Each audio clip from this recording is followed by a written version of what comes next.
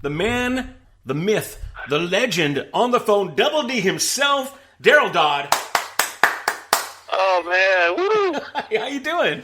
Man, I'll give you $10. Right.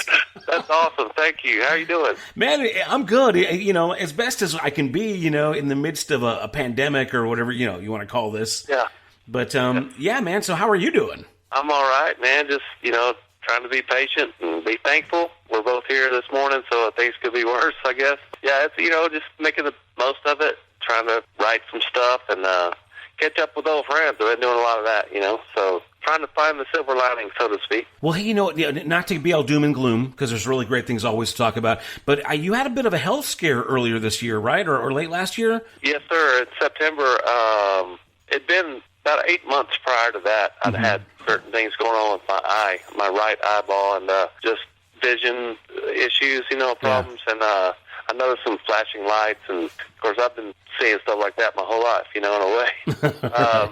Then things got real blurry and kind of lines getting wavy, and so, you know, us hard-headed Texans, you know, I finally went to a retinal specialist, and, you know, it was just one of those things you don't want to hear where, it's not a torn retina, you know, we don't like what we see, you know. I was like, oh, man, and they saw a little mass, you know, so I went down to a different doctor that could do some more insightful or better screening and imaging, and they found a little small mass or tumor, you know, they called it, and was it cancer, and I was just totally freaked out. And then the process began of, you know, talking about a surgery, and, you know, they said it wasn't anything life-threatening, but they wanted to check out my whole body and screen me and everything. So I went through that process, and the whole time of doing all that, obviously, it just brought a lot of emotion up and a lot of things that, you know, you just kind of look around and see what's important and all those kind of things. I did all of that, and so I look at it as a blessing, because it kind of slowed me down in a lot of ways and made me refocus. And so I came out of that, and everything's been good, and I've been blessed. And I was getting back out around January and doing some shows, and had a real fire under myself, and and got back out and was enjoying it, and had, you know, like a message. And I'm doing more acoustic things, and I haven't really been, you know, with the band. I was kind of wanting to change that as well. So was doing things I wanted to do and enjoying it, and then boom, all this happened.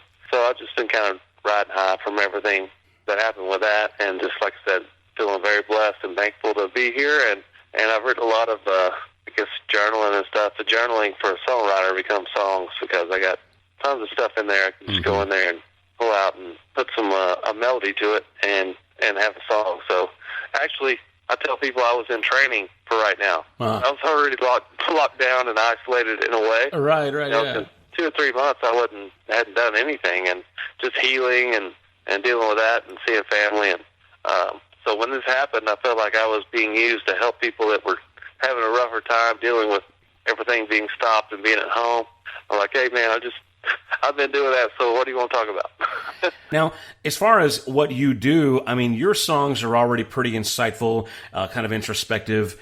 You're a good guy who always gets back to good themes. But do you think that this scare with the tumor, the cancer, even the COVID that we're going through now, you think this is going to have an effect on your songwriting and what your output is here? Yeah, I'm kind of a deep, you know, person. I guess a lot of songwriters and people do music. You know, everything comes from a real internal place, and I can tend to go there quite a bit because that's just how I'm wired. But I love feeling that I'm a mirror, I guess, for how what I'm made to do. Everybody has a different role to play. There's you who does wonderfully what you do, and there's guys who lay bricks, and my dad was a construction guy and a home builder, and that's what they do. And I write songs. I look at life and I write about it, and hopefully what we do is people that listen to them and they relate to them, and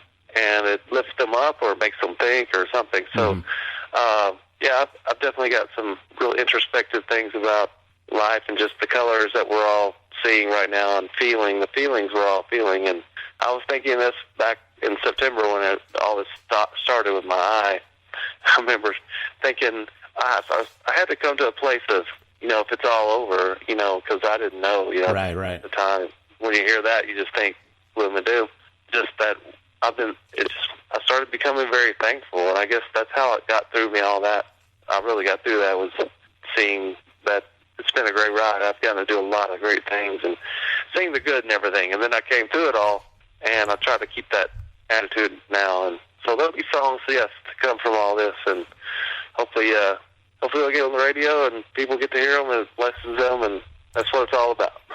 Well, again, we're talking to Deryl Dodd here. He's got a brand new single out. It's called Let Me Hold You Tonight. We'll get into that in a minute. But, man, I mean, for those who don't know, you have got a storied past. I mean, big time in the 90s, with Martina McBride, was it? And yes, sir. Tracy Lawrence, I mean, you toured the world. You played on big records. You did your solo thing for Columbia Records, so you have been there and done that. And we are proud to say that you're kind of firmly planted back in Texas country now, so we kind of get to keep you more to ourselves. But you, I guess what I'm getting at is you've been through it all, the big Nashville thing, top tier Texas country artist.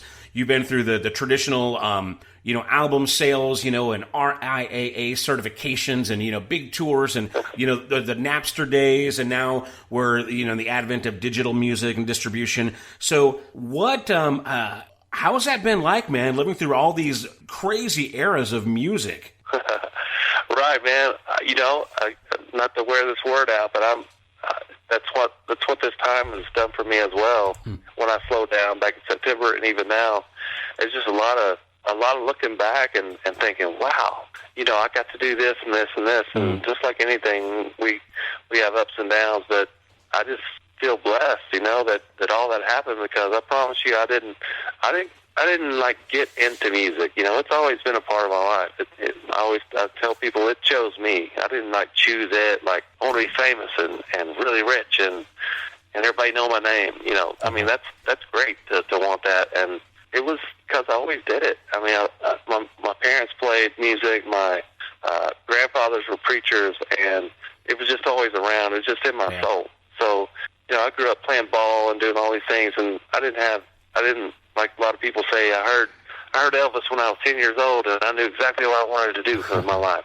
That wasn't me, I mean, I always did it, and I got to college. Actually, I wanted to play football, and then I got hurt my senior year in high school, so it just kind of changed my perspective with that, or focus.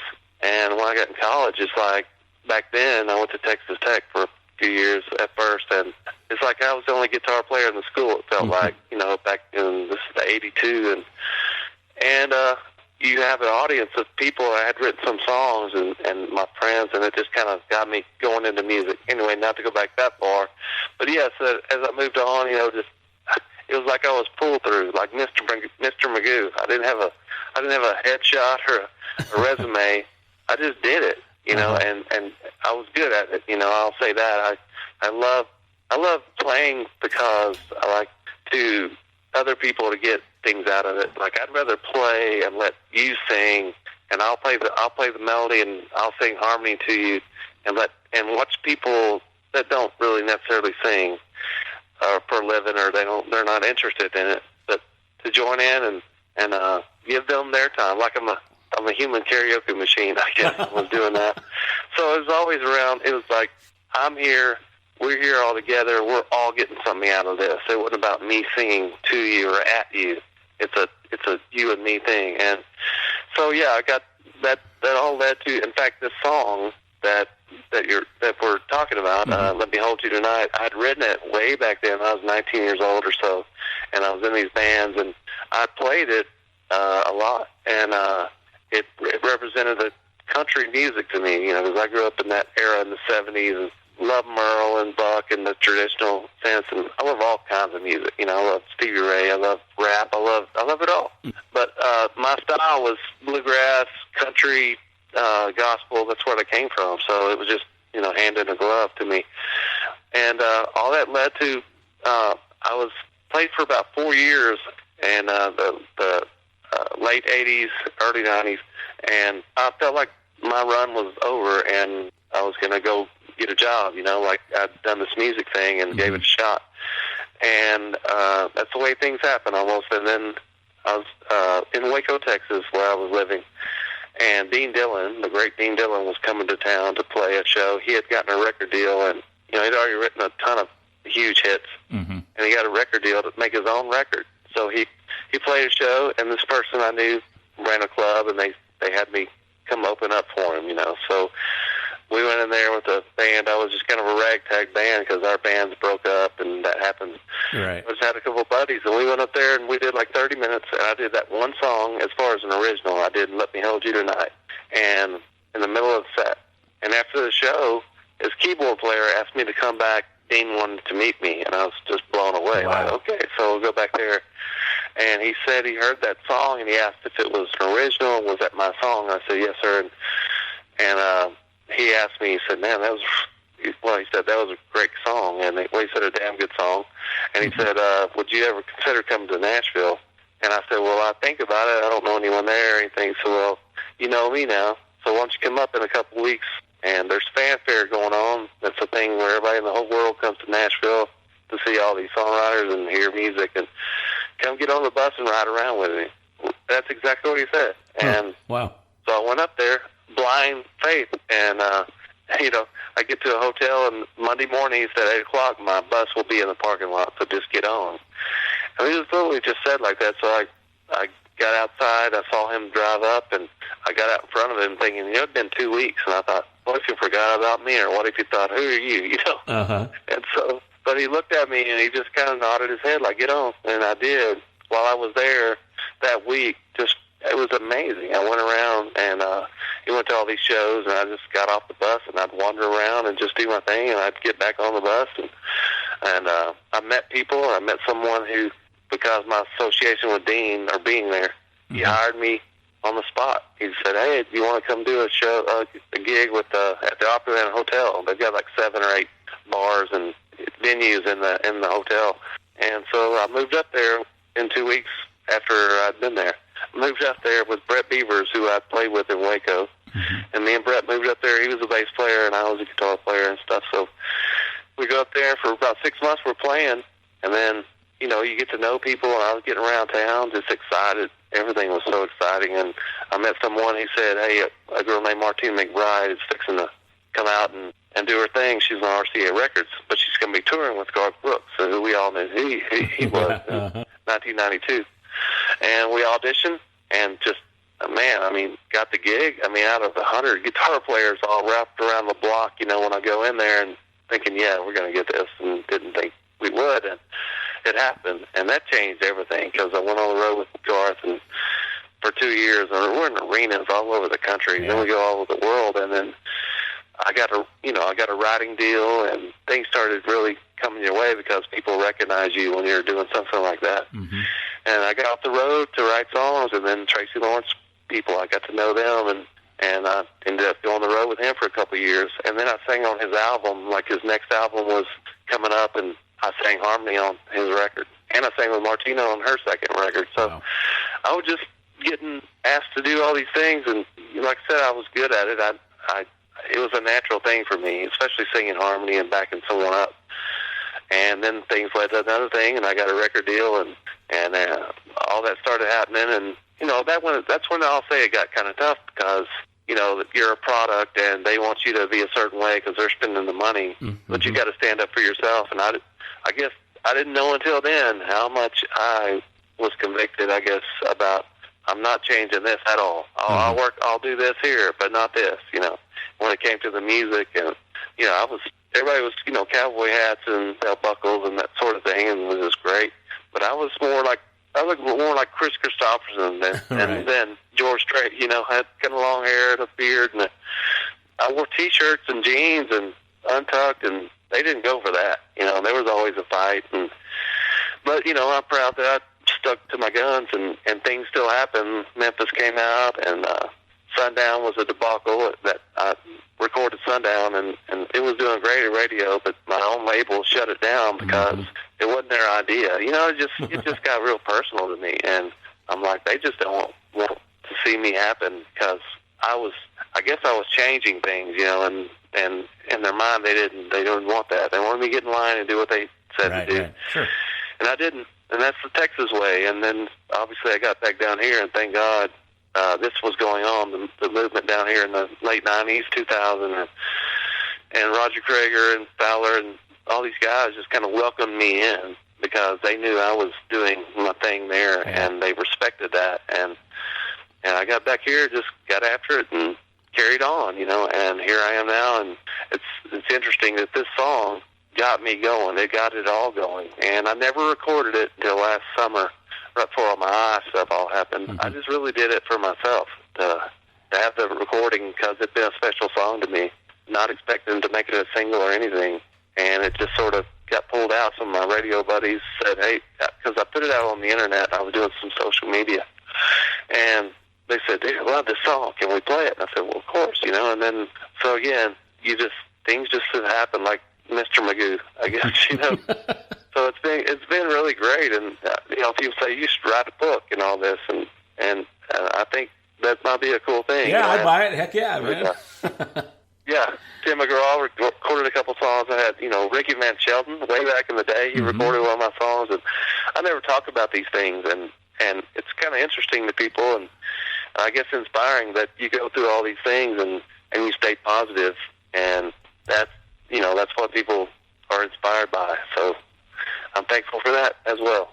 Well, man, I mean, I love hearing you tell about these stories. I love how you talk about how it sounds like you just kind of got sucked in. It happened, you know, you're almost ready to put it away, and then you got even bigger. And just the idea, I think that a lot of us are that. It's kind of like a relationship. You know, it starts before you even know it starts, and you're in it, and then you got to make the rules up as you go. You don't realize that, hey, this is what they expect. This is the game you're supposed to play. Nobody really says it out loud, and you've got to learn that. And you've either got to backtrack, you know, and establish the rules yourself, or you got to get the heck out, you know. And it sounds like, you know, you made all the right decisions, and you made some great contacts, and I'm sure you got, you know, a good lifestyle that you're making along the way. And then here you are, you know, a couple of decades later, looking back going, man, did I just really do that? You know, how great is that? Right. It's like a blur in a way, but I can, you know, one thing good and bad about me is I got a great memory. I remember all the details of from since I was 3 years old or something, you know, I just remember details. But, and I've reconnected with a lot of friends from up there because I was there for, you know, 12 years, and a lot of great things happened in that. You know, Tom T. Hall. I got to meet all these people that were my heroes growing up, and I recorded That's How I Got to Memphis, and that sort of kicked it off at the label at Sony, and it was unbelievable. You know, all I can say is everything was great about that, and everything's been great about being back here, and it's personal to me, always has been, and it's more intimate, you know, here. And I've been on the big stages, I've been on small, and actually, brother, you know, it's cool to feel like to be a mentor, you know, to my experiences. Young artists coming up, I love talking to them and giving them, you know, advice if they're asking or if they've gone through something. And a lot of artists actually call me, some young guys that are out there really killing it, you know, and I'm thankful to know them, and they'll call just because they know I've been there and ask about what is this like when this happens, you know, and that's the greatest thing right there is to get back, you know. So well, man, you've done such great things, and you're so humble and so kind, and you were just really just a rare guy, man. So I'm just so blessed to have got to know you a little bit and to get this opportunity to hear about, man, this just really great life that you've already had. So let's go and get that new single. Again, it's called Let Me Hold You Tonight. Like you said earlier, this is available to purchase online, right? All the streaming stuff and everything? Yes, sir. Everything, Spotify, all the streaming stores, whatever they call them, and iTunes, and it's everywhere. Yes, sir. Well, right on. Let's get into it again. Let Me Hold You Tonight. Daryl Dodd. It's right here on Uvalde Radio. All alone in the darkness, my eyes filled with tears. Last night she left me, and I still can't tell why. I've no reason for living since she walked out my door. I've got to find her and make this thing right.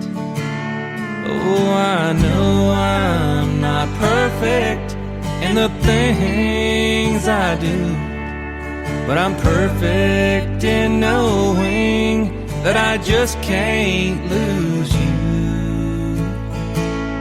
Now if you feel it's not too late for this old boy to do right, come home to me, darling. Let me hold you tonight. No one knows me like you do. No one listens to what I say. Just a country boy is all they can see. I know it's not too much to offer to a city girl like you, but you're the only one woman for me. Oh, I know I'm not perfect in the things I do, but I'm perfect in knowing that I just can't lose you. Now if you feel it's not too late for this old boy to do right, come home to me, darling. Let me hold you tonight.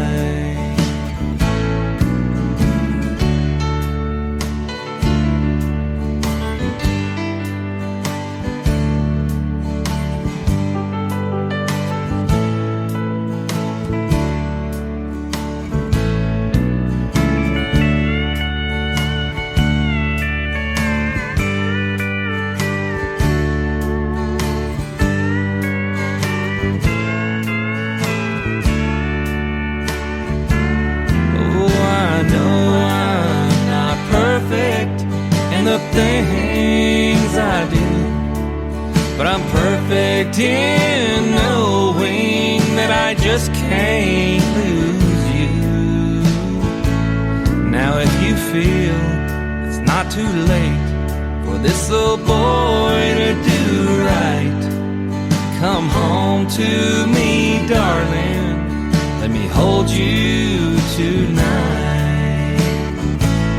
Now if you feel not too late for this old boy to do right, come home to me, darling. Let me hold you tonight.